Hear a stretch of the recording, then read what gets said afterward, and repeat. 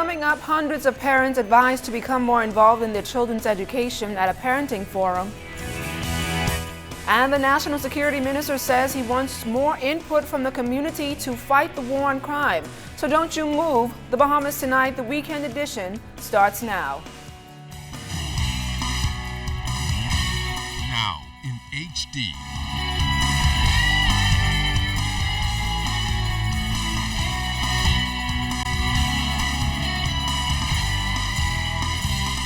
ZNS Network presents The Bahamas Tonight. This portion of the news brought to you by BTC Everyday. Good evening, everyone. I'm LaDawn Davis. Topping the news, as police here in New Providence continue their investigations into 3 homicides since Friday, their counterparts in the nation's second city are tonight investigating a double homicide there. We get this report from Italia Hall of our Northern Service in Grand Bahama. It's a sad day in the life of this community, a sad day in the life of Grand Bahama. As a matter of fact, it's a sad day in the life of the Bahamas. It was a sad day indeed for residents of the Holmes Rock community, family and friends, as police received information around 9 a.m. Sunday morning of a body that was found outside of an apartment complex in the Section C of the Holmes Rock area.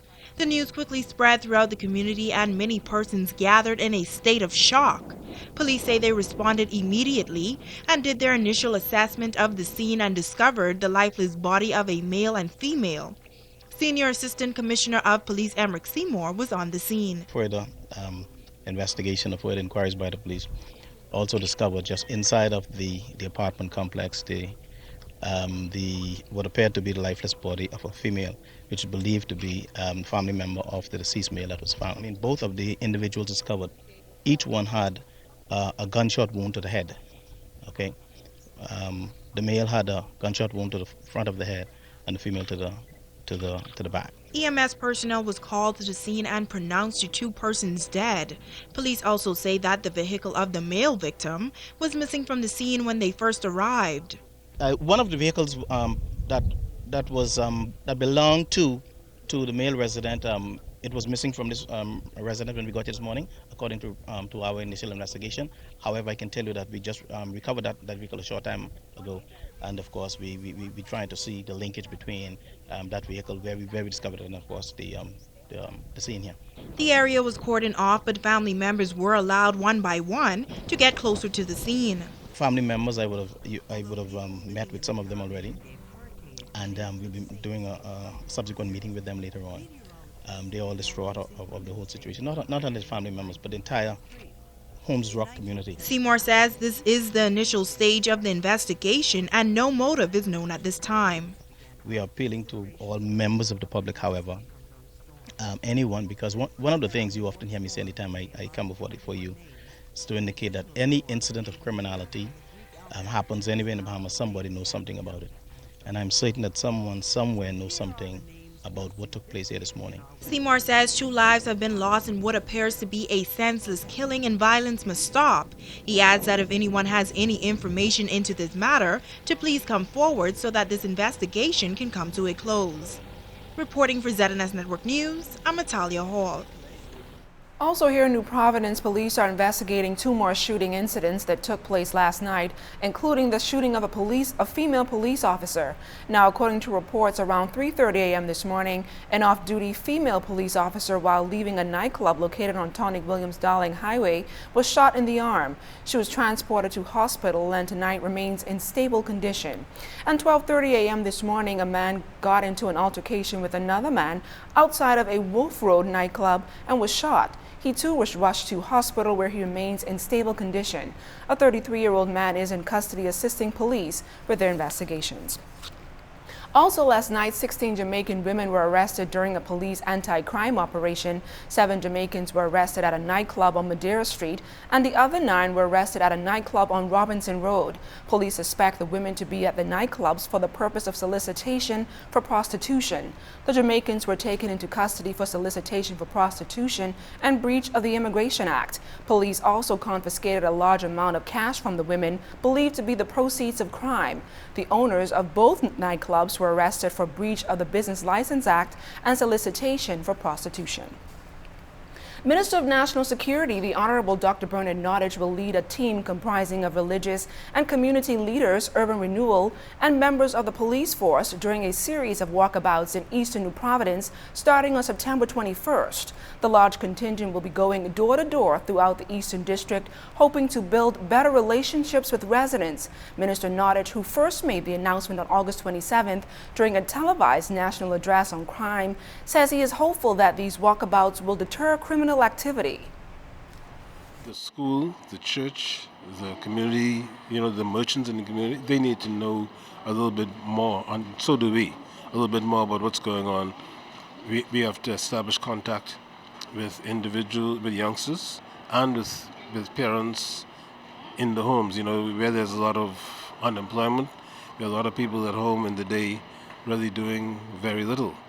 We have to find things to occupy their time, to provide them with the ability to get jobs or to start little businesses of their own. So I want to share that experience with others.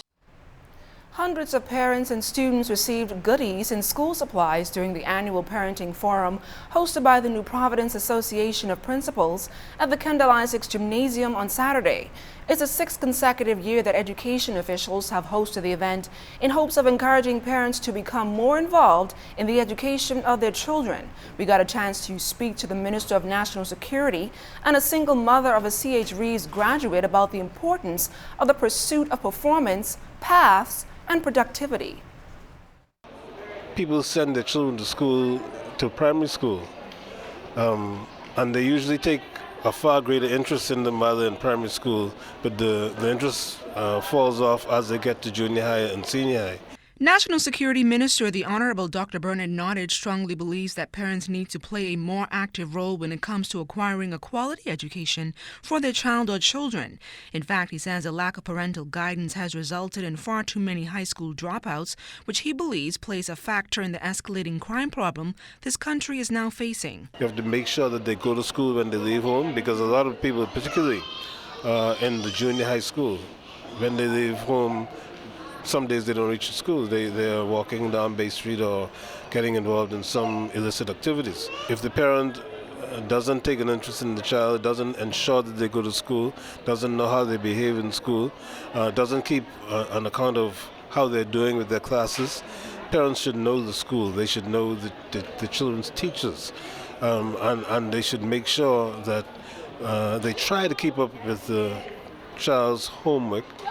But contrary to that, single mother of 6 Tamara Weiss is singing high praises. You see, her son, 14-year-old Armani Weiss, received 8 A's in the BJC national examinations and took home the top award for the public schools. He was granted a full scholarship to attend St. Andrew's School. Tamara says her involvement within her son's education has truly paid off. I made sure that his homework was done every day. I made sure that he was disciplined, mannerly, and had respect, and that was most important. We feel as though women can't raise boys, or single parents can't do it. That's not true.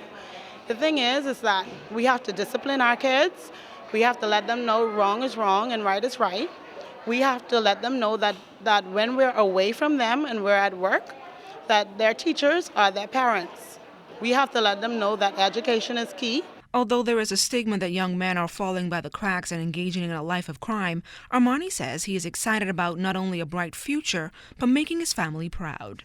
I'm just happy that God has blessed me with a scholarship because it really secures my future. What are your expectations for the new year?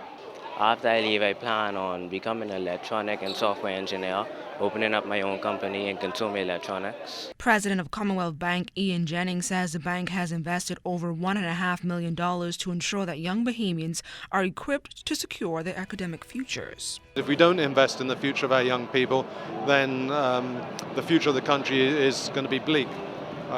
So we've always been prepared to partner with the ministry and really work with the ministry in trying to find the most effective way that we can help advance the achievements of education for our young people. And still to come, some more good news for Exuma residents. You're watching The Bahamas Tonight, the weekend edition.